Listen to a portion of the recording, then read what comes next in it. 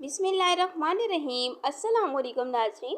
आज की वीडियो में मैं आपसे शेयर करूंगी बगैर तेल के प्याज फ्राई करने और महफूज करने का बहुत ही ज़बरदस्त तरीका। चलिए वीडियो स्टार्ट करते हैं। सबसे पहले प्याज को धोकर सुखा लें, फिर इसको छुरी या स्लाइसर की मदद से एकदम बारीक काट लें।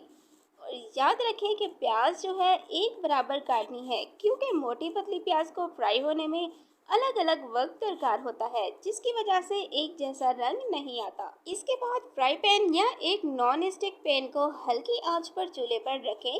जब वो गर्म हो जाए तो इसमें थोड़ी सी कटी हुई प्याज डालें और इसे चम्मच से इस वक्त तक हिलाएं जब तक इसकी नमी ना सूख जाए। अब इस प्याज को पूरी तरह ठंडा होने दें। इसके बाद एक सूखे डब्बे में इसे भरकर रख दें। डब्बे में कहीं से भी नमी नहीं होनी चाहिए और इसका ढक्कन भी बिल्कुल टाइट होना चाहिए। इस तरह आप बगैर तेल के प्याज भी फ्राई कर लेंगे और इसको लंबे अरसे तक महफूज भी कर लेंगे। तो ये थी हमारी आज की वीडियो। वीडियो अच्छी लगी है तो वीडियो को लाइक कर दें, हमारे चैनल को सब्सक्राइब करें। शुक्रिया।